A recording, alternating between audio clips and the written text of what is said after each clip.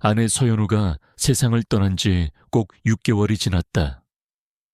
영화 음향 감독인 차민준의 세상은 아내가 떠난 그날 이후로 모든 소리를 잃어버렸다. 그의 세상은 이제 고요한 진공 상태와도 같았다. 경기도 외곽의 한적한 전원주택. 아내와 함께 가꾸었던 정원은 잡초로 뒤덮였고 그녀의 웃음소리가 가득했던 거실에는 무거운 침묵만이 감돌았다. 모든 것이 그대로인데 그녀만 없었다. 경찰의 결론은 실족사였다.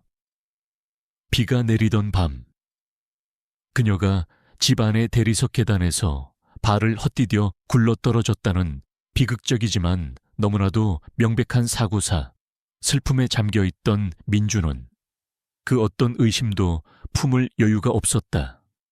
그는 그저 자신의 세상이 무너져 내리는 것을 망연자실하게 바라볼 뿐이었다. 그의 텅 빈 세상에 새로운 소리가 들어온 것은 아내의 장례식이 끝난 며칠 후였다. 집으로 커다란 새장 하나가 배달되었다. 그 안에는 잿빛 깃털에 매혹적인 붉은 꼬리를 가진 아프리칸 그레이 앵무새 한 마리가 들어있었다. 새장에는 아내의 익숙한 글씨체로 쓰인 작은 카드가 매달려 있었다. 사랑하는 민준 씨에게, 우리의 새로운 가족이에요. 내가 없을 때 이 아이가 당신에게 말을 걸어주고 함께 웃어줄 거예요. 이름은 담비라고 지어주세요.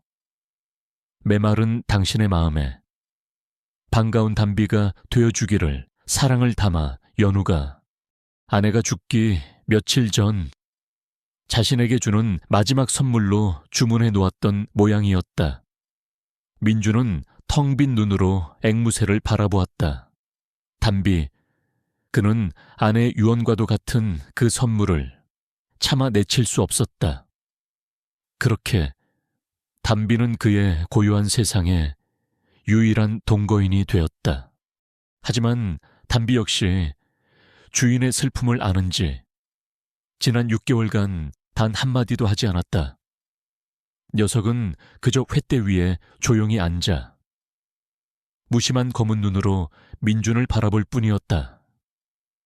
가끔씩 전자레인지가 돌아가는 삐빠미 소리나 현관 초인종 소리를 기계적으로 흉내내는 것이 전부였다. 민준에게 담비는 살아있는 생명체라기보다는 아내의 부재를 끊임없이 상기시키는 또 하나의 슬픈 유품과도 같았다. 차민준의 하루는 똑같이 반복되었다. 아침에 눈을 뜨면 옆자리에 싸늘한 냉기를 느끼며 잠에서 깨어난다. 그는 아내가 미끄러졌던 그 대리석 계단을 애써 외면하며 1층으로 내려온다. 아내가 아끼던 화초들은 이미 시든 지 오래였고 그녀가 그리던 그림들은 먼지가 뽀얗게 쌓여 있었다. 그는 토스트 한 조각을 억지로 입에 밀어넣고 자신의 작업실로 향한다. 그의 작업실은 집 안의 유일한 방음 공간이었다. 수억 원대의 음향 장비들이 가득한 그곳은 한때 그에게 세상의 모든 소리를 창조해내는 신의 영역과도 같았다. 하지만 이제 그 어떤 소리도 그의 마음을 움직이지 못했다.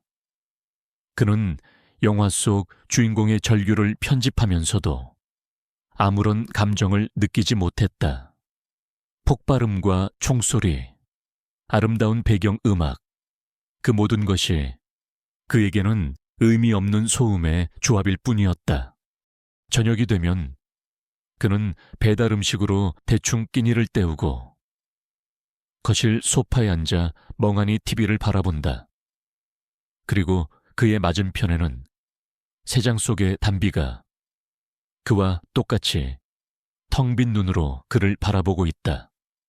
두 개의 고독한 영혼이 거대한 침묵 속에서 서로를 마주하고 있을 뿐이다. 가끔 처제에게서 전화가 걸려온다. 형부, 괜찮으세요?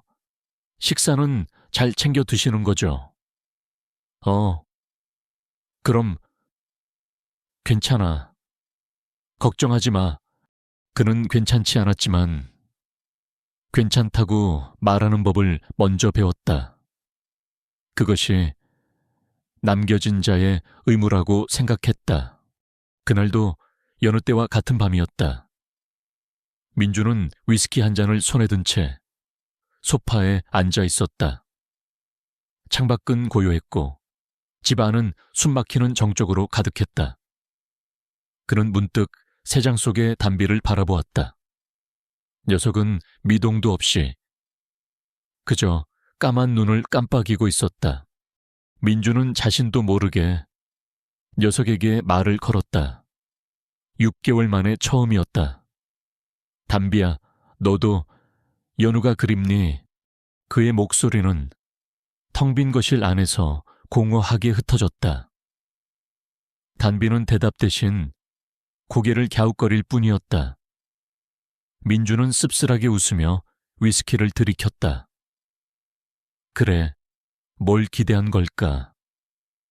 고장말 못하는 새 한 마리에게 그는 술기운에 소파 위에서 그대로 잠이 들었다. 시계의 초침 소리만이 집안의 유일한 소음인 채 밤은 깊어가고 있었다.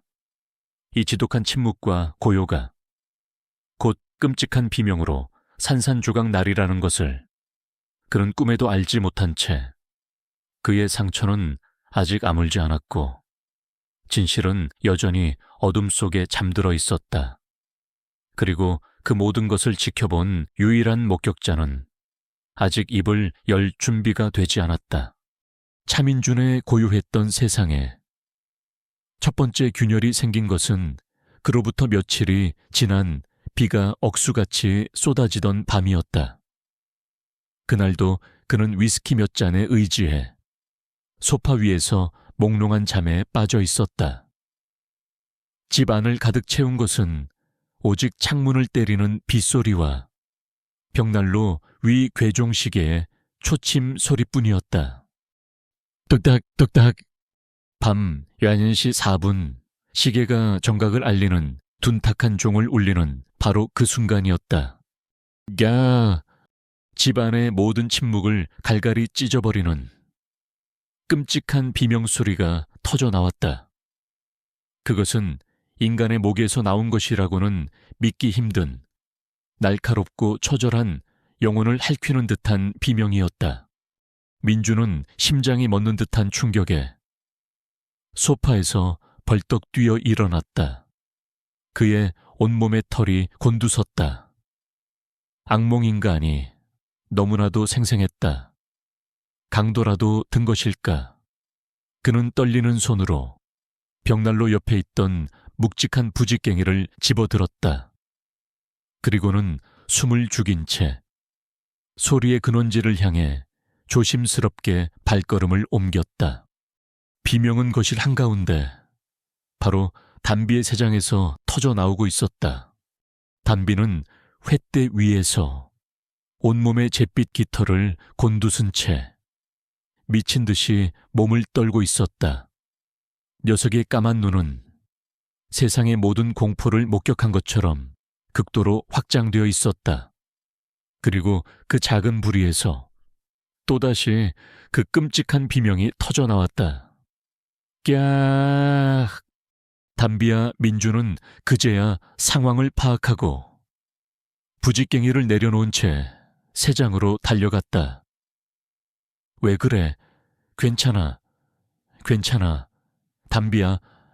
그는 새장 덮개를 열고 떨리는 손으로 녀석의 등을 쓰다듬었다.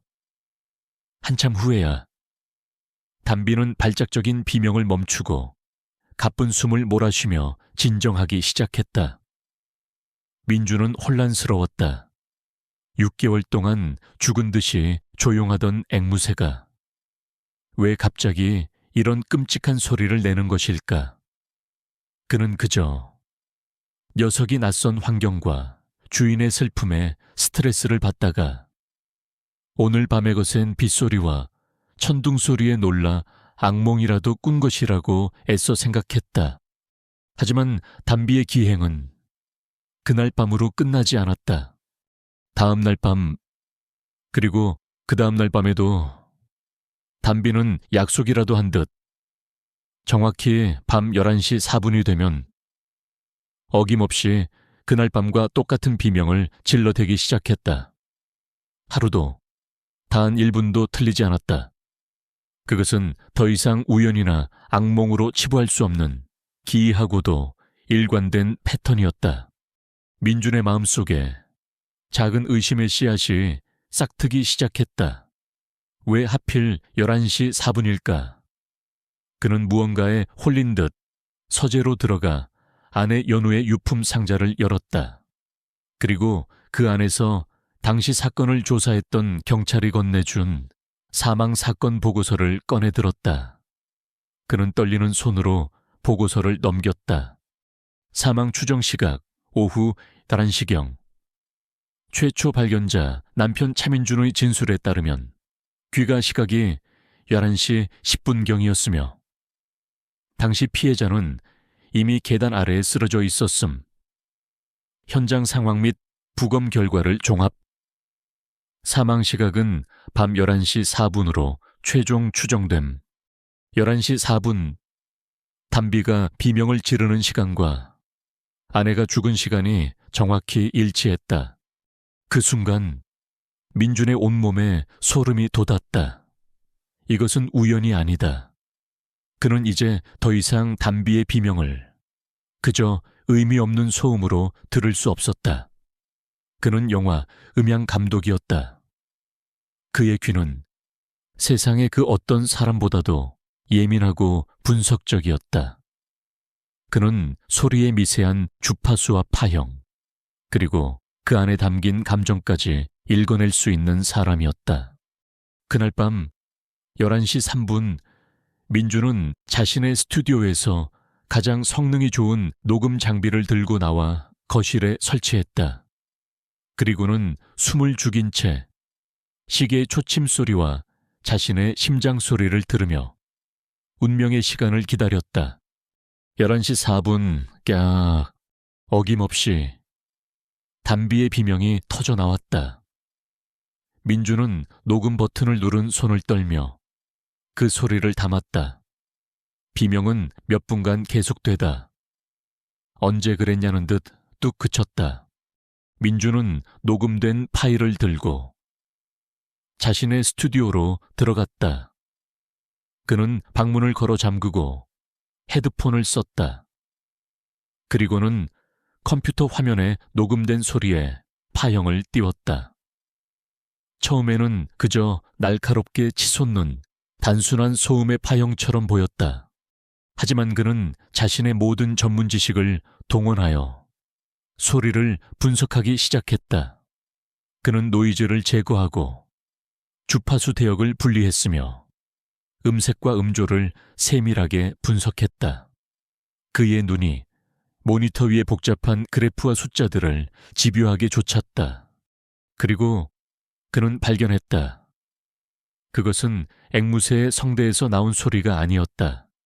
파형의 패턴, 미세한 떨림, 그리고 고음 역대에서 갈라지는 배음.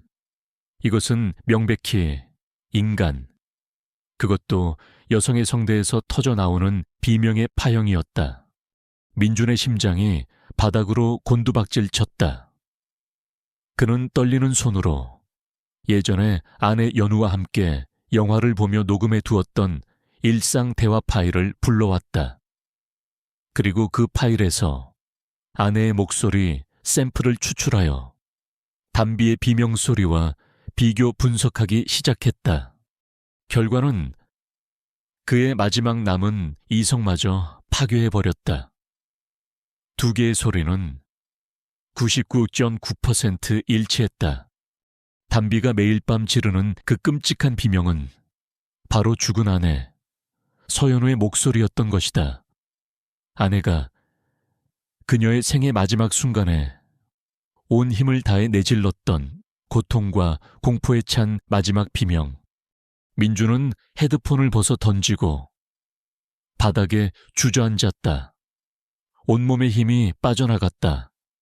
그의 머릿속에서 모든 조각들이 하나의 끔찍한 진실을 향해 맞춰지고 있었다. 아내는 그저 계단에서 미끄러진 것이 아니었다. 그녀는 죽기 직전 누군가를 보고 혹은 무언가를 당하고 이토록 끔찍한 비명을 질렀던 것이다. 그리고 그 마지막 순간을 새장 속에 있던 어린 앵무새 담비가 똑똑히 보고 듣고 자신의 뇌리에 사진처럼 새겨두었던 것이다. 6개월간의 침묵, 그것은 슬픔 때문이 아니었다.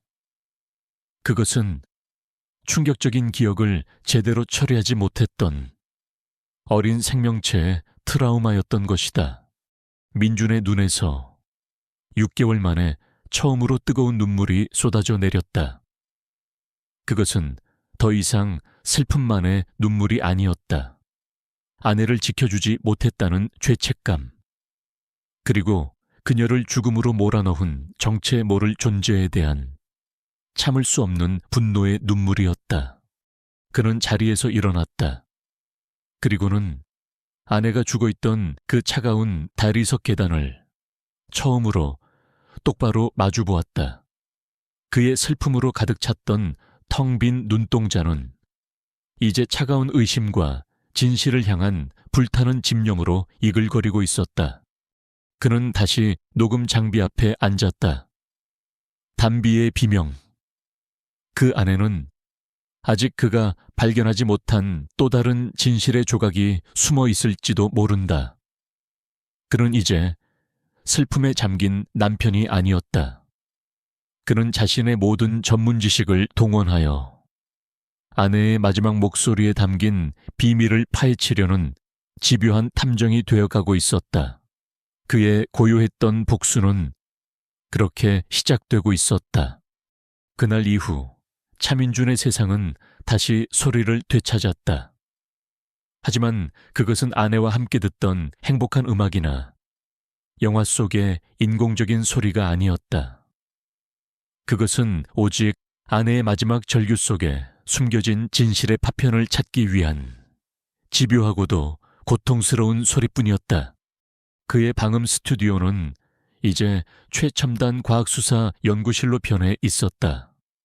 그는 밤낮으로 담비가 내지르는 아내의 비명소리를 반복해서 들었다. 수백 번, 수천 번. 그는 소리를 듣는 것이 아니었다. 그는 소리를 보고 있었다. 그는 녹음된 비명소리를 스펙트럼 분석기에 올려 주파수 대역별로 소리를 분해하고 파형의 미세한 변화를 밀리초 단위로 분석했다. 그는 먼저 아내의 비명소리 자체에 집중했다. 파형은 극도의 공포 상태에서 인간이 낼 수 있는 가장 날카로운 형태로 치솟았다가 무언가에 의해 급작스럽게 끊어지는 패턴을 보였다. 마치 노래를 부르다 갑자기 마이크 전원을 꺼버린 것처럼. 이것은 스스로 미끄러져 넘어진 사람의 비명이 아니었다.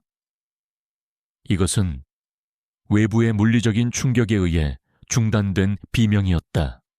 그리고 그는 비명 소리의 가장 마지막 부분에서 아주 희미하게 섞여 들어간 이질적인 소리의 파형을 발견했다. 너무나도 짧고 미세해서 일반인의 귀로는 절대 인지할 수 없는 소리의 파편. 그는 그 부분만을 잘라내어 수백 배로 증폭시키고 주변의 노이즈를 제거하는 필터링 작업을 수십 시간 동안 반복했다. 마침내 첫 번째 조각이 모습을 드러냈다. 이젠 그랑 맑고 날카로우며 여러 개의 파편으로 쪼개지는 파열음. 민주는 자신의 스튜디오에 있는 방대한 음향 효과, 라이브러리를 뒤져 그 소리와 가장 유사한 소리를 찾아내기 시작했다.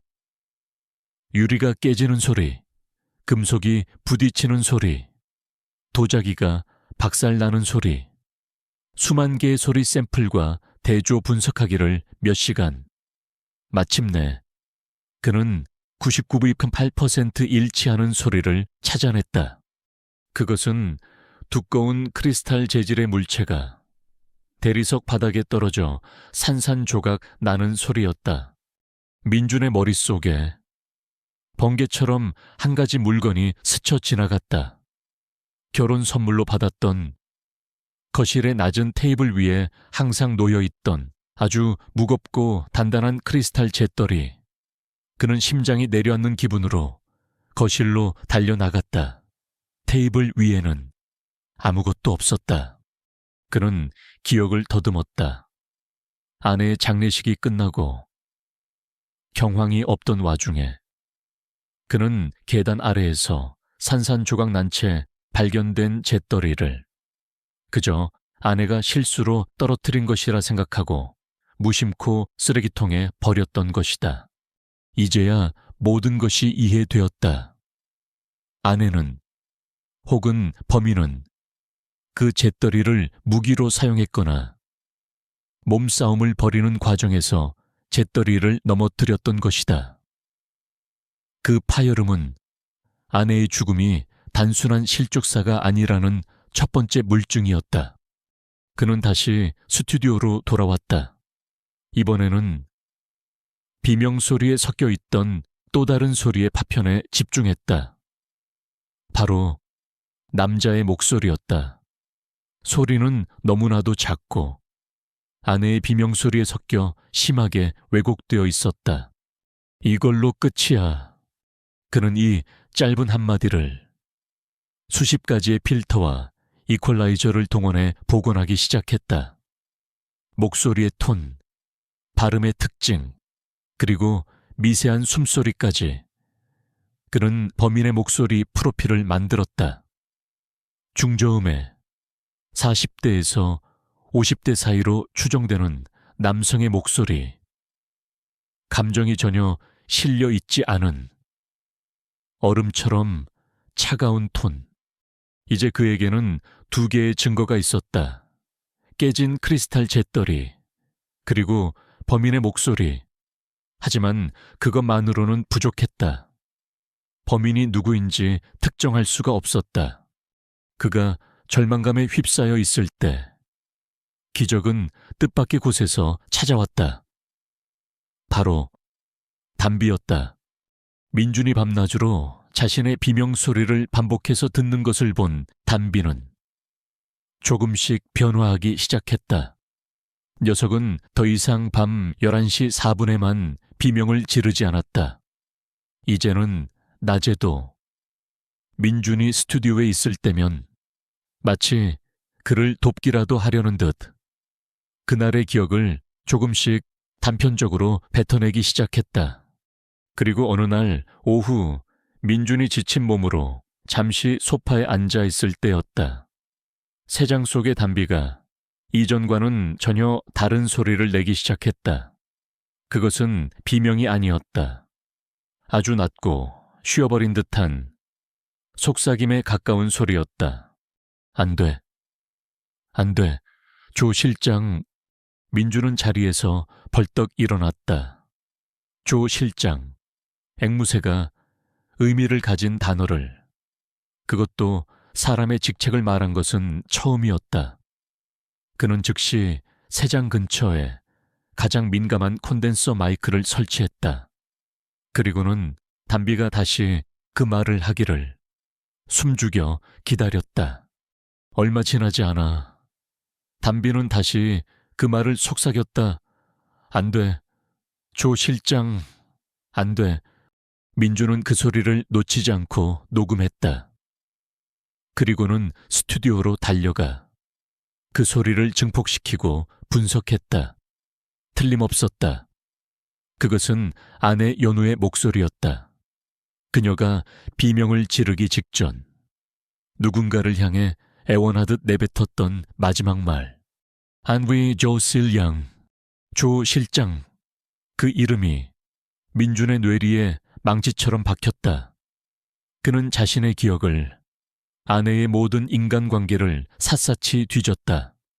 하지만 그의 기억 속에는 조 실장이라는 인물이 존재하지 않았다.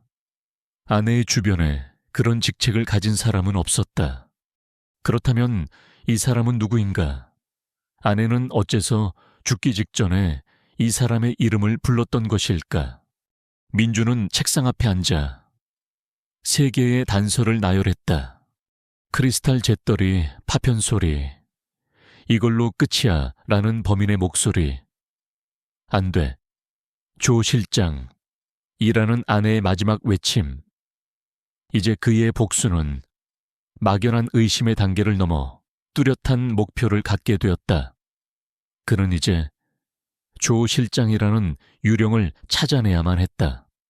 아내의 죽음의 비밀을 풀 수 있는 유일한 열쇠를 쥔 그 남자를.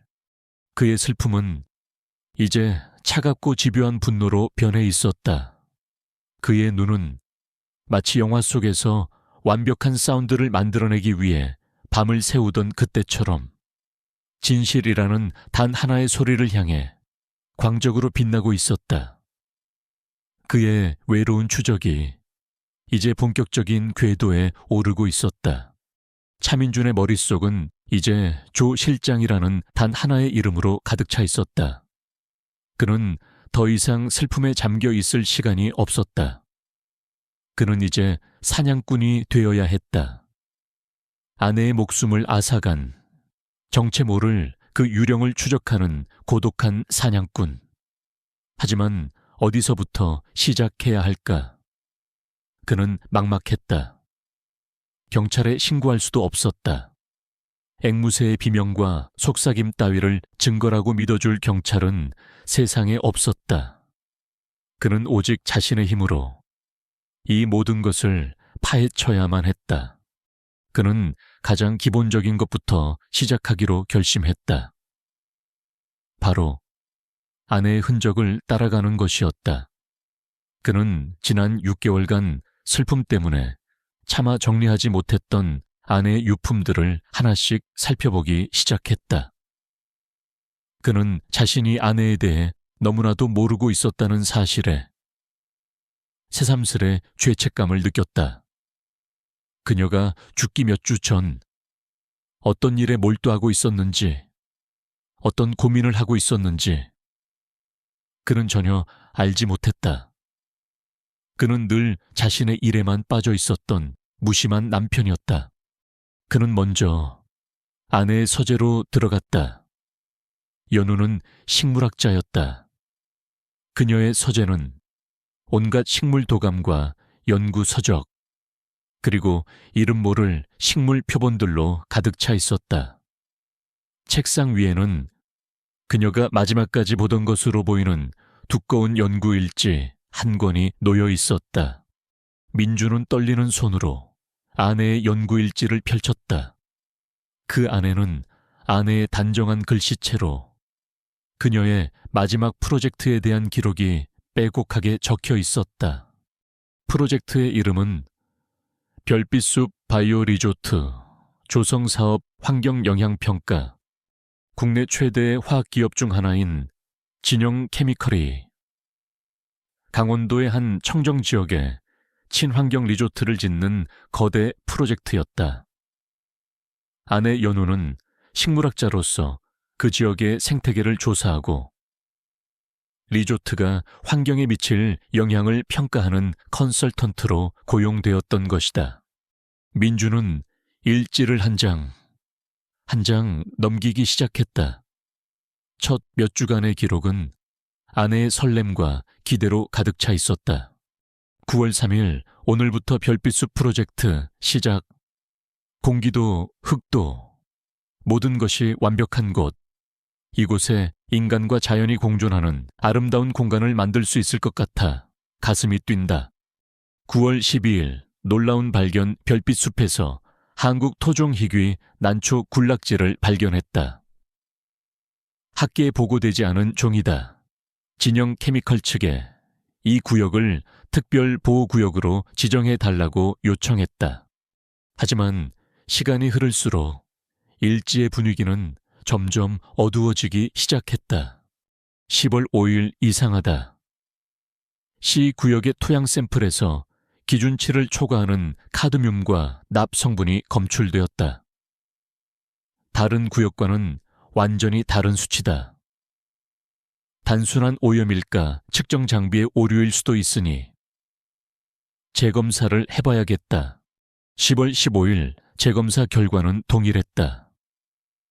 누군가 이곳에 의도적으로 폐기물을 버리지 않고서는 나올 수 없는 수치다. 내가 발견했던 희귀 난초들도 이유 없이 시들어가고 있다. 이 사실을 진영 케미컬 측에 보고했지만 그들은 내 보고서를 무시하고 공사를 서두르려고만 한다. 무언가 이상하다. 그리고 그녀가 죽기 며칠 전에 마지막 기록들, 그곳에는 아내의 불안과 공포가 고스란히 담겨 있었다. 10월 25일, 이것은 단순한 오염이 아니다. 명백한 범죄다. 진영 케미컬은 친환경 리조트 사업을 위장막 삼아 이곳 별빛숲에 공장의 유독성 폐기물들을 불법으로 매립하고 있었던 것이다. 나는 그 증거를 확보했다. 폐기물 운반 차량의 이동 경로가 담긴 CCTV 영상과 내부 고발자의 결정적인 증언 파일. 민주는 숨을 멈췄다. 그의 심장이 미친 듯이 뛰기 시작했다. 그리고 마침내 그의 눈에 운명의 마지막 문장이 들어왔다. 10월 28일, 내일 진영 케미컬의 프로젝트 총괄 책임자인 조 실장을 만나기로 했다. 그에게 내가 가진 모든 증거를 보여주고 이 미친 짓을 당장 멈추라고 요구할 것이다. 그는 이 프로젝트의 책임자이니 분명 이 사실을 알고 있을 것이다. 아니, 알아야만 한다. 조 실장. 담비가, 그의 앵무새가 매일 밤 속삭이던 바로 그 이름이었다. 아내가 죽기 직전 애타게 불렀던 바로 그 이름. 민주는 그제야 모든 것을 깨달았다. 아내는 진영 케미컬의 끔찍한 범죄를 발견했다. 그리고 그 사실을 폭로하려다가 프로젝트의 책임자인 조 실장에게 살해당했던 것이다. 이걸로 끝이야 라는 범인의 목소리. 안 돼. 조 실장. 일하던 아내의 마지막 애원. 그리고 계단 아래에서 발견된 깨진 크리스탈 잿더리. 모든 퍼즐 조각이 하나의 완벽하고도 잔인한 그림으로 맞춰졌다. 민주는 연구 일지를 든 채 그 자리에 주저앉았다. 그의 눈에서 뜨거운 눈물이 다시 쏟아져 내렸다. 하지만 그것은 더 이상 무기력한 슬픔의 눈물이 아니었다. 그것은 아내의 억울한 죽음 앞에서 아무것도 하지 못했던 자신에 대한 분노와 범인들을 향한 불타는 증오가 뒤섞인 복수의 눈물이었다. 그는 이제 더 이상 길 잃은 영혼이 아니었다. 그의 앞에는 뚜렷한 목표가 생겼다. 진영 케미컬의 권장호 회장, 그리고 그의 충실한 개인 비서이자 아내의 프로젝트를 총괄했던 실장 조태섭. 그는 아내의 일지를 다시 한번 꼼꼼히 읽었다. 그 안에는 아내가 목숨과 맞바꾼 증거에 대한 단서가 남아있을 터였다. 증거 파일은 내가 가장 아끼는 하늘의 기억 악보 안에 숨겨두었다. 하늘의 기억. 그것은 민준이 아내에게 프로포즈하며 선물했던 세상에 단 하나뿐인 오르골의 멜로디 이름이었다. 아내는 그 오르골을 보물처럼 아꼈다. 민주는 서재의 진열장으로 달려갔다. 그곳에는 아내의 사진과 함께 낡은 오르골이 놓여 있었다. 그는 떨리는 손으로 오르골을 열었다. 그리고 그 밑바닥의 비밀 공간에서 작은 USB 하나를 발견했다. 아내가 목숨을 걸고 지켜낸 진실의 마지막 조각이었다. 그는 USB를 자신의 노트북에 꽂았다. 그 안에는 아내가 말했던 모든 증거들이 고스란히 담겨 있었다. 폐기물 불법 매립을 지시하는 권장호 회장의 목소리가 담긴 녹취 파일. 그리고 그 일을 처리하며 돈을 챙기는 조태섭 실장의 모습이 담긴 CCTV 영상까지. 민주는 모든 파일을 자신의 컴퓨터에 복사했다. 그리고는 USB를 품에 안고 자신의 스튜디오로 향했다. 그는 이제 자신이 가진 가장 강력한 무기를 사용할 생각이었다. 바로 소리였다. 그는 범인들이 스스로 자신의 죄를 자백하고 서로를 물어뜯으며 파멸하게 만들 가장 정교하고 가장 잔인한 복수를 계획하기 시작했다. 그의 스튜디오는 이제 진실을 밝히는 연구실이 아니라 악을 심판하는 지옥의 교향곡을 작곡하는 지휘자의 공간으로 변해가고 있었다. 그의 차가운 분노가 소리라는 이름의 칼날이 되어 적들의 심장을 향해 날아갈 준비를 하고 있었다. 차민준이 아내의 죽음에 얽힌 진실의 조각들을 맞춰 나가고 있을 때 그의 목표가 된 두 남자는 세상의 가장 높은 곳에서 위선과 탐욕으로 가득 찬 자신들의 성을 쌓아 올리고 있었다. 진영 케미컬의 권장호 회장. 그는 언론과 대중에게 친환경적인 경영을 실천하는 존경받는 기업가로 알려져 있었다. 그는 고원을 찾아 아이들을 안아주며 자상한 미소를 지었고 환경보호기금을 쾌척하며 기업의 사회적 책임에 대해 열변을 토했다. 그의 온화한 얼굴 뒤에 아내 연우가 발견했던 그 끔찍한 진실.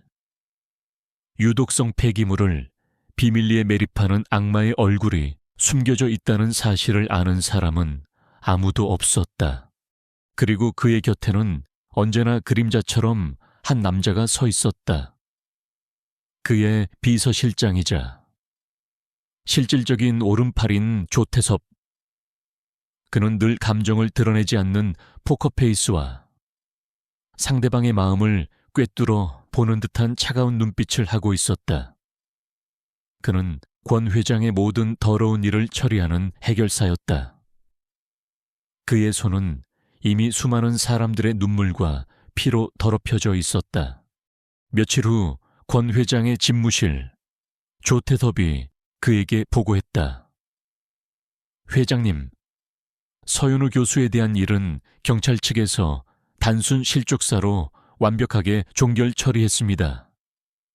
남편인 차민준 감독도 슬픔에 잠겨 어떤 의심도 하지 못하고 있는 것으로 파악됩니다. 잘했어. 조 실장. 권장호는 만족스러운 미소를 지으며 와인 잔을 기울였다.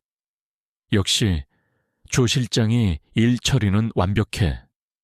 그 똑똑하던 서 교수도 결국엔 우리 별빛숲 프로젝트의 좋은 걸음이 된 셈이군. 하하하. 그들의 대화에는 한 사람의 억울한 죽음에 대한 일말의 죄책감도 없었다.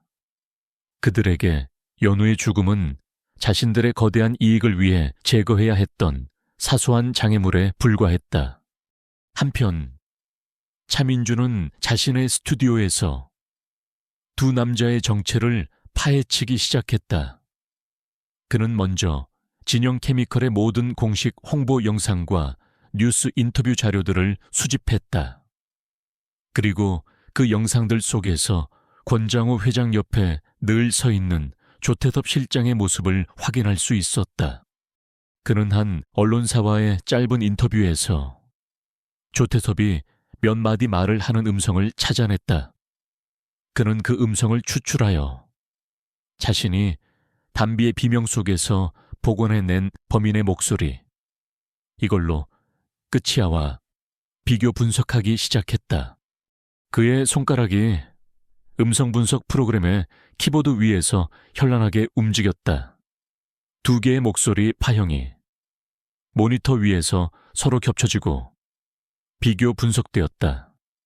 주파수, 톤, 발음의 미세한 습관까지 그리고 잠시 후 모니터 위에 분석 결과가 떠올랐다. 성문 대조 결과 99.97% 일치. 민준의 심장이 쿵 하고 내려앉았다. 틀림없었다. 아내를 죽인 범인은 바로 저 남자 조태섭이었다. 그는 이제 더 이상 스튜디오에만 머물러 있을 수 없었다. 그는 유령의 실체를 확인해야만 했다. 그는 직접 조태섭을 추적하기 시작했다. 그는 낡은 중고차 한 대를 구입하고 자신의 모습을 감추기 위해 모자와 마스크를 썼다. 그는 며칠 동안 진영 케미컬의 본사 앞에서 잠복하며 조태섭의 동선을 파악했다. 조태섭은 기계처럼 정확하고 규칙적인 생활을 하는 인물이었다. 매일 아침 같은 시간에 출근하고 같은 시간에 퇴근했으며 정해진 경로로만 움직였다. 민주는 그런 그의 뒤를 그림자처럼 쫓았다. 그는 조태섭이 누구를 만나는지, 어디를 가는지, 그의 모든 것을 자신의 카메라에 담았다. 그러던 중 그는 조태섭에게 한 가지 습관이 있다는 것을 발견했다. 그는 매주 금요일 밤이면 강남의 한적한 골목에 위치한 회원제로 운영되는 고급 몰트바를 찾는다는 것이었다. 그곳은 그가 유일하게 경계를 풀고 혼자만의 시간을 보내는 장소처럼 보였다. 민주는 그곳을 자신의 다음 작전 무대로 삼기로 결심했다. 하지만 민준이 조태섭을 추적하고 있을 때 조태섭 역시 무언가 이상한 낌새를 느끼고 있었다. 그는 평범한 비서실장이 아니었다. 그는 한때 국가의 비밀 조직에서 일했던 최고의 훈련을 받은 인물이었다. 그의 감각은 맹수처럼 예민했다. 그는 며칠 전부터 자신의 주변을 맴도는 보이지 않는 시선을 느끼고 있었다. 백미러에 반복해서 비치는 낡은 중고차. 자신과 같은 동선으로 움직이는 정체 모를 남자. 그는 권장호 회장에게 보고했다. 회장님, 누군가 저를 미행하고 있는 것 같습니다. 뭐라고 정체는 파악했나 아직입니다. 하지만 어설픈 놈은 아닌 것 같습니다. 아주 조심스럽고 집요합니다. 권장호의 얼굴에 처음으로 불안한 기색이 스쳤다. 서현우 교수 건과 관련이 있는 걸까 확실하지는 않지만 가능성은 있습니다. 젠장, 조 실장, 깨끗하게 처리하게 누구인지 알아내고 필요하다면 없애버려. 어떤 흔적도 남기지 말고. 알겠습니다. 회장님, 조태섭의 눈이 어둠 속에서 뱀처럼 번뜩였다. 그는 자신을 쫓는 쥐새끼를 직접 잡아서 그 목을 비틀어 버리기로 결심했다. 그는 자신의 미행을 눈치채지 못한 척 평소와 똑같이 행동했다. 그리고 운명의 금요일 밤, 조태섭은 어김없이 자신의 차를 몰아 강남의 몰트바로 향했다. 그의 뒤를 차민준의 낡은 중고차가 일정한 거리를 유지하며 따라붙고 있었다. 조태섭의 차는 갑자기 방향을 틀어 인적이 드문 어두운 골목 안으로 들어섰다. 그곳은 재개발이 예정된 낡은 건물들만 남아있는 막다른 골목이었다. 민주는 잠시 망설였지만 이 기회를 놓칠 수 없다는 생각에 그의 뒤를 따라 골목 안으로 들어갔다. 조태섭의 차가 골목 가장 깊숙한 곳에서 멈춰 섰다. 그리고는 차의 시동을 껐다. 민준 역시 조금 떨어진 곳에 차를 세우고 그의 움직임을 살폈다. 바로 그때 조태섭의 차 문이 열리고 그가 천천히 차에서 내렸다. 그는 자신을 따라온 민준의 차를 향해 몸을 돌렸다. 그의 얼굴에는 차갑고 잔인한 미소가 걸려 있었다. 찾았다. 내 쥐새끼. 민주는 자신이 함정에 빠졌다는 것을 깨달았다. 이곳은 막다른 골목. 퇴로는 없었다. 사냥꾼이 어느새 사냥감이 되어 있었다. 조태섭은 주머니에서 소음기가 달린 권총을 꺼내 들었다. 그리고는 민준의 차를 향해 아주 천천히 그리고 위압적으로 걸어오기 시작했다. 그의 구둣발 소리가 고요한 골목 안에서 마치 사신의 발소리처럼 섬뜩하게 울려 퍼지고 있었다. 조태섭의 차가운 목소리가 골목 안에 울려 퍼지는 순간 차민주는 죽음의 그림자를 보았다. 상대는 프로였다. 자신은 그저 분노만 앞선 아마추어 사냥꾼에 불과했다. 하지만 그에게도 그만이 가진 무기가 있었다. 그는 당황하지 않고 자신의 차량 오디오 시스템의 볼륨을 최대로 높였다. 그리고는 미리 준비해 두었던 특수 음향 파일을 재생했다.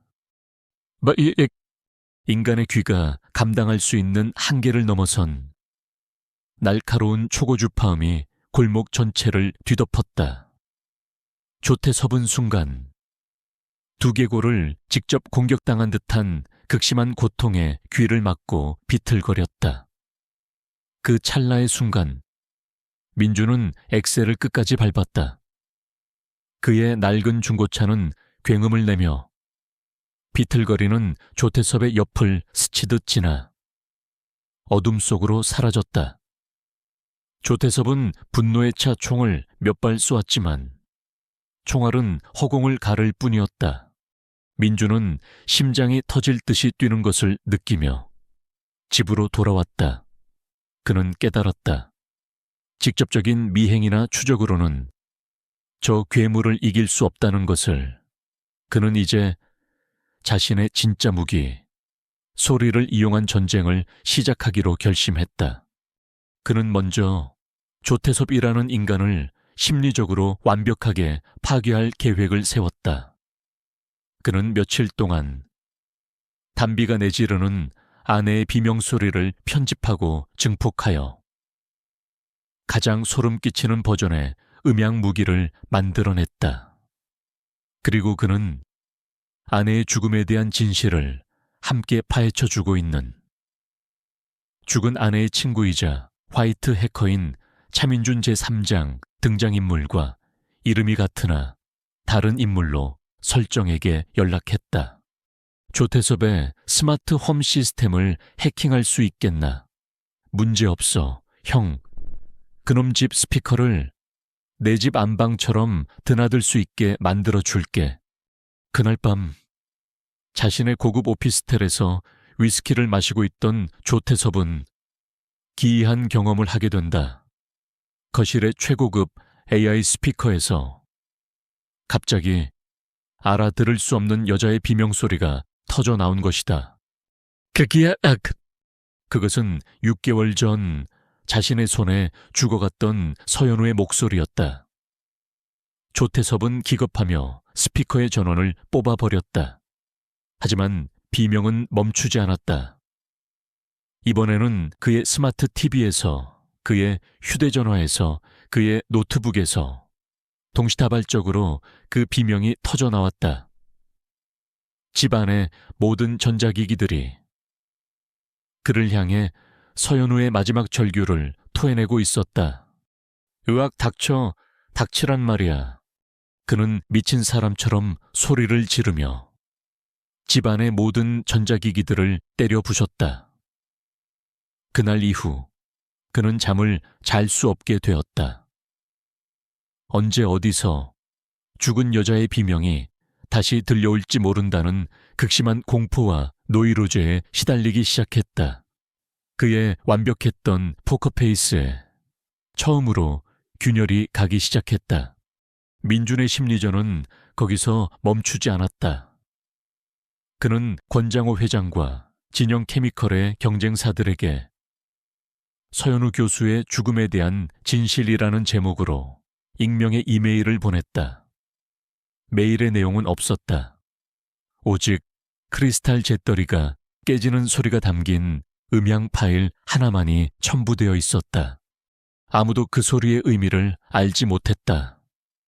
하지만 진영 케미컬, 서현우 교수의 죽음, 진실이라는 키워드는 업계의 거대한 의심과 불신의 씨앗을 뿌리기에 충분했다. 진영 케미컬의 주가가 이유 없이 폭락하기 시작했고 권장우 회장은 사방에서 쏟아지는 의심의 눈초리에 시달려야 했다. 그의 집 안에서 담비는 주인의 이런 전쟁을 아는지 모르는지 새로운 변화를 보이고 있었다. 녀석은 이제 아내의 비명 소리뿐만 아니라 그날 들었던 다른 소리들도 흉내내기 시작했다. 특히 범인이 내뱉었던 그 차가운 한마디. 민주는 그 소리를 놓치지 않았다. 그는 매일같이 담비의 소리를 녹음하고 분석했다. 그리고 마침내 녀석의 입에서 가장 완벽하고 가장 결정적인 증거가 될 문장이 터져 나왔다. 안 돼, 조 실장. 이걸로 끝이야. 아내의 애원과 범인의 마지막 말이 하나의 문장으로 완성된 것이다. 이것은 범인의 신원과 그의 마지막 행동을 동시에 증명하는 완벽한 소리의 증거였다. 민주는 이제 마지막 덫을 놓을 준비를 마쳤다. 그는 조태섭에게 마지막 익명의 메시지를 보냈다. 이번에는 소리가 아니었다. 짧은 문자 메시지였다. 네가 서현우에게 무슨 짓을 했는지 다 알고 있다. 우리 집 앵무새가 그날의 모든 것을 내게 말해 주었거든. 오늘 밤 우리 집으로 와서 그 시끄러운 증인의 입을 영원히 막아. 그러지 않으면 이 녹음 파일 전부가 내일 아침 경찰서로 보내질 거다. 그것은 명백한 초대장이자 피할 수 없는 함정이었다. 조태섭은 메시지를 보고 이성을 잃었다. 모든 악몽의 근원이 그 앵무새 한 마리 때문이었다니.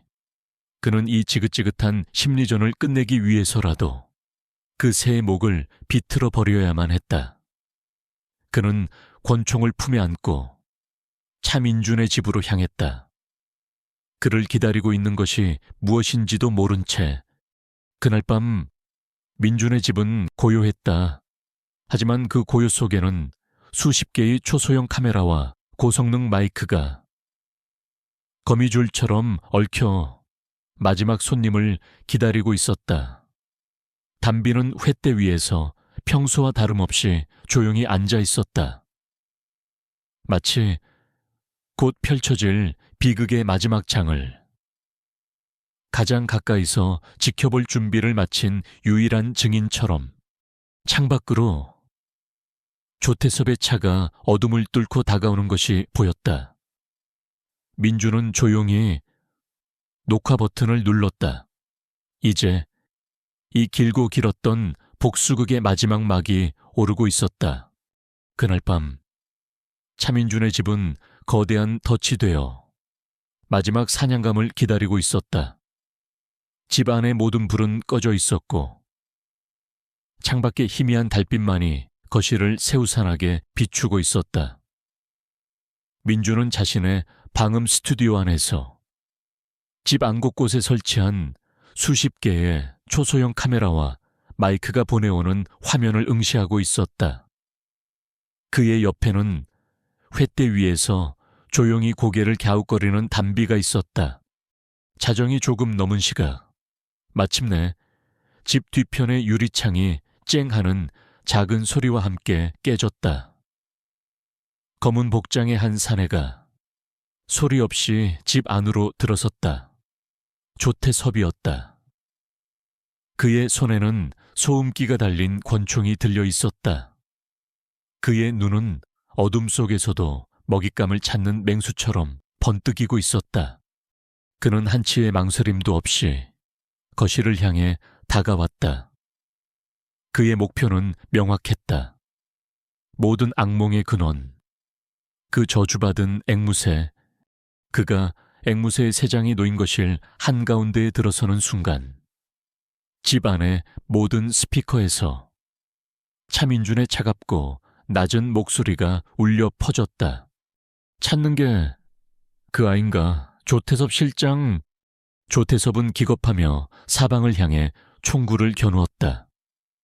하지만 집 안은 텅 비어 있었다. 오직 자신을 비웃는 듯한 민준의 목소리만이 사방에서 그를 조롱하듯 울려 퍼지고 있었다. 내 놈이 어떻게, 어디에 숨어 있는 거냐? 이 쥐새끼 같은 놈, 나는 어디에나 있지. 당신이 저지른 죄의 기억 속에, 그리고 내 아내의 마지막 숨결 속에. 민준의 목소리가 끝나기 무섭게 스피커에서는 6개월 전 바로 이 거실에서 울려 퍼졌던 끔찍한 소리들이 재생되기 시작했다. 크리스탈 잿더리가 대리석 바닥에 부딪혀 박살나는 소리, 그리고 조태섭 자신의 목소리. 이걸로 끝이야. 닥치란 말이야. 조태섭은 이성을 잃고 소리가 들리는 스피커를 향해 미친 듯이 총을 쏘기 시작했다. 퍽퍽 하는 소음기에 막힌 총성이 그의 절규와 뒤섞여 집 안을 가득 메웠다. 그는 이제 완벽하게 민준이 짜놓은 심리전의 함정에 빠져 있었다. 그 모든 혼란의 중심에서 새장 속의 담비가 극도의 공포에 휩싸여 몸을 떨기 시작했다. 녀석의 뇌리에 봉인되어 있던 6개월 전 그날의 끔찍한 기억이 눈앞의 광경과 오버랩되며 되살아나고 있었다. 마침내 담비의 작은 부리가 열렸다. 그리고 그 안에서 그 어떤 녹음된 소리보다도 더 생생하고 더 처절한 마지막 증언이 터져 나왔다. 안 돼, 조 실장. 그것은 공포에 질린 서연우의 목소리였다. 쨍그랑. 그리고 이어진 잿더리가 깨지는 소리. 마지막으로 담비는 조태섭의 얼굴을 똑바로 마주보고 그의 목소리를 그의 차가운 톤까지 완벽하게 흉내내며 또렷하게 외쳤다. 이걸로 끝이야. 그것은 죽은 아내가 자신의 작은 대리인을 통해 이 세상에 남기는 마지막 고발이었다. 그 완벽한 재현 앞에서 조태섭의 마지막 남은 이성마저 완전히 무너져 내렸다. 그는 이제 유령과 싸우고 있었다. 그는 앵무새를 향해 자신의 모든 죄를 자백하듯 울부짖었다. 그래, 시발 내가 그랬다. 내년에 그 시끄러운 주둥이를 내가 막아버렸어. 그 잘난 식물학 보고서로 회장님을 협박하려던 그 더러운 주둥이를 회장님을 위해서, 이 회사를 위해서 내가 직접 처리했다고. 그러니 이제 그만 좀 해. 제발 나 좀 그만 괴롭혀. 그의 처절한 자백이 집 안에 설치된 고성능 마이크를 통해 깨끗하고 선명하게 녹음되고 있었다. 바로 그때였다. 집 밖에서 수십 개의 경광등이 일제히 번쩍이기 시작했다. 경찰 특공대원들이 집의 모든 창문을 깨고 안으로 쏟아져 들어왔다. 민준이 조태섭이 집에 침입하는 순간 대기하고 있던 경찰에 신고했던 것이다. 경찰들은 거실 한가운데에서 무릎을 꿇은 채 앵무새를 향해 울부짖고 있는 조태섭의 모습을 보고 그 자리에서 그를 제압했다. 조태섭 씨, 당신을 살인 및 살인교사, 주거침입 혐의로 긴급 체포합니다. 당신은 묵비권을 행사할 수 있으며 수갑이 채워진 채 개처럼 끌려나가던 조태섭은 그때서야 스튜디오의 문이 열리고 차민준이 걸어 나오는 것을 보았다. 그의 얼굴은 너무나도 평온했다. 슬픔도 분노도 아닌 모든 것을 끝마친 자의 차갑고 공허한 만족감만이 서려 있었다. 두 사람의 시선이 허공에서 마주쳤다. 조태섭은 그제야 깨달았다. 자신이 상대한 것이 그저 슬픔에 잠긴 한 남자가 아니었다는 것을. 그는 소리라는 이름의 가장 날카로운 칼을 든 가장 집요하고 가장 무서운 복수기와 싸우고 있었다는 것을. 모든 소동이 끝나고 경찰들이 현장을 수습하고 있었다. 민주는 조용히 담비의 세장으로 다가갔다. 극심한 공포에 떨던 담비는 이제는 안정을 되찾고 조용히 그를 바라보고 있었다. 민주는 조심스럽게 세장의 문을 열었다. 그리고는 자신의 손을 내밀었다. 고맙다. 담비야. 네가 네 주인의 명예를 되찾아 주었어. 담비는 잠시 망설이는 듯하더니 이내 그의 손 위로 날아와 앉았다. 지난 6개월간 단 한 번도 허락하지 않았던 접촉이었다. 녀석의 작은 온기가 민준의 차가운 손등 위로 전해져 왔다. 한 남자의 고독한 복수는 마침내 끝이 났다. 그리고 그 복수의 가장 위대한 증인은 인간이 아닌 주인의 마지막 목소리를 기억했던 작고 영리한 앵무새 한 마리였다. 정의는 가장 예상치 못한 목소리를 통해 마침내 그 모습을 드러내고 있었다. 조태섭이 현장에서 체포되고 그의 완벽한 자백이 담긴 영상이 공개되자 대한민국은 발칵 뒤집혔다. 위선적인 가면을 쓰고 존경받는 기업가 행세를 하던 진영케미컬의 권장호 회장의 추악한 민낯이 만천에 드러난 것이다. 그는 서현우 교수를 살해 교사한 혐의뿐만 아니라 별빛 숲에 유독성 폐기물을 불법으로 매립하고 정관계에 수백억 대의 뇌물을 뿌린 혐의까지 모두 밝혀졌다. 법의 심판은 신속하고 단호했다. 조태섭과 권장호는 법정 최고형인 무기징역을 선고받고 남은 인생을 차가운 감옥에서 보내게 되었다. 그들이 쌓아 올린 부패의 제국은 한순간에 무너져 내렸고 진영 케미컬은 파산했다. 그리고 그들이 그토록 탐냈던 별빛 숲은 억울하게 죽어간 서현우 교수의 이름을 따 서현우의 숲으로 명명되고 국가특별 보호구역으로 지정되었다. 정의는 가장 혹독한 방식으로 마침내 실현되었다. 모든 폭풍이 지나가고 1년이라는 시간이 흘렀다. 차민준의 집에는 다시 평화가 찾아왔다. 그를 짓누르던 지독한 슬픔과 분노는 이제 잔잔한 그리움이 되어 그의 마음속에 자리 잡았다.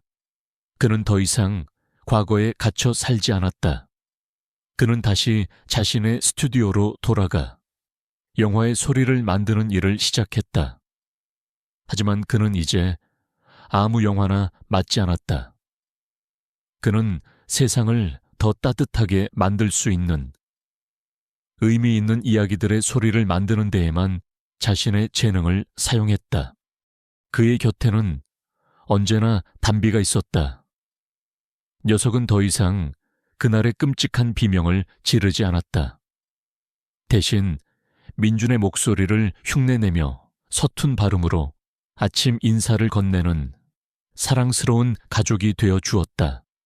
민준, 안녕. 그래, 담비야. 좋은 아침.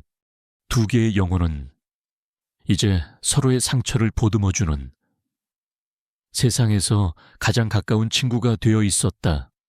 그러던 어느 날 민주는 아내의 유품을 정리하다가 낡은 악보 뭉치 하나를 발견했다. 대부분은 아내가 평소에 좋아하던 노래들이었지만 가장 마지막 페이지에는 그녀가 직접 작곡하다만 미완성의 악보 하나가 끼워져 있었다. 악보의 제목은 삐뚤빼뚤한 연필 글씨로 이렇게 적혀 있었다. Danby Welcome Rain.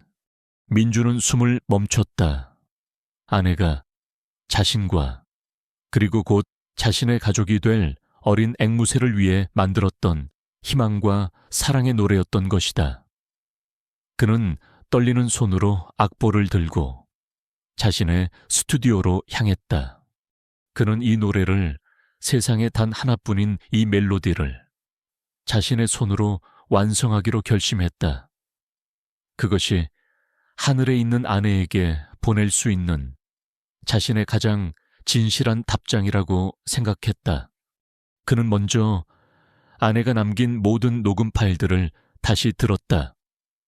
그녀가 샤워를 하며 흥얼거리던 콧노래, 피아노 앞에서 멜로디를 더듬던 미완의 연주, 그리고 그들의 일상 대화 속에 녹아있는 그녀의 웃음소리까지. 그는 그녀의 모든 소리의 조각들을 모아 그녀가 이 노래를 통해 무엇을 말하고 싶었는지를 가슴으로 느끼기 시작했다. 그의 작업은 몇 주에 걸쳐 계속되었다. 그는 단순히 멜로디를 완성하는 것에 그치지 않았다. 그는 자신이 가진 모든 음향 기술을 동원하여 아내의 멜로디 위에 세상의 모든 아름다운 소리들을 쌓아 올렸다. 그는 별빛숲의 바람소리를 녹음해 와 더시폈고 아내가 좋아했던 여름날의 빗소리를 배경으로 깔았다. 그리고 오래된 홈비디오에서 추출한 아내의 가장 맑고 행복한 웃음소리를 음표와 음표 사이에 보석처럼 박아 넣었다. 그것은 한 편의 교향곡을 만드는 것과도 같은 신성한 작업이었다. 그는 아내와 함께, 마지막으로 함께 음악 작업을 하고 있었다. 마침내 노래가 완성되었다. 민주는 자신의 어깨 위에 담비를 올려놓고 스튜디오의 거대한 스피커 앞에 앉았다. 그리고는 떨리는 손으로 재생 버튼을 눌렀다. 아내가 남긴 슬프고도 아름다운 피아노 전주가 시작되었다. 그 위로 민준이 더시핀 빗소리와 바람소리가 어우러져 마치 별빛숲의 새벽을 걷는 듯한 신비로운 분위기를 만들어냈다. 그리고 노래의 하이라이트 부분, 민준이 아내의 웃음소리를 삽입한 바로 그 부분에서 기적이 일어났다. 그의 어깨 위에 앉아있던 담비가 고개를 갸웃거리더니 아주 작고 맑은 목소리로 휘파람을 불기 시작했다. 녀석은 아내가 남긴 바로 그 멜로디를 한 음도 틀리지 않고 정확하게 따라 불고 있었다. 그것은 아내가 이 노래를 작곡하며 수없이 흥얼거렸을 바로 그 멜로디였다. 아내의 영혼이 담비의 작은 몸을 빌려 그에게 마지막 인사를 건네는 것만 같았다. 민준의 눈에서 뜨거운 눈물이 흘러내렸다. 하지만 그것은 더 이상 슬픔의 눈물이 아니었다. 그것은 지독한 어둠의 터널을 지나 마침내 한 줄기 빛을 찾은 자의 깊은 감사와 평화의 눈물이었다. 그는 눈을 감았다. 아내의 음악 속에서, 담비의 휘파람 소리 속에서 그는 아내의 변치 않는 사랑을 느낄 수 있었다. 그의 세상은 이제 다시 아름다운 소리로 가득 차 있었다. 고요한 스튜디오 안 한 남자와 앵무새 한 마리가 세상을 떠난 한 여인이 남긴 사랑의 멜로디를 들으며 오랫동안 서로를 위로하고 있었다. 길고 길었던 복수는 끝났고 그 자리에는 상처를 치유하는 따뜻한 음악만이 영원히 남아 울려 퍼지고 있었다.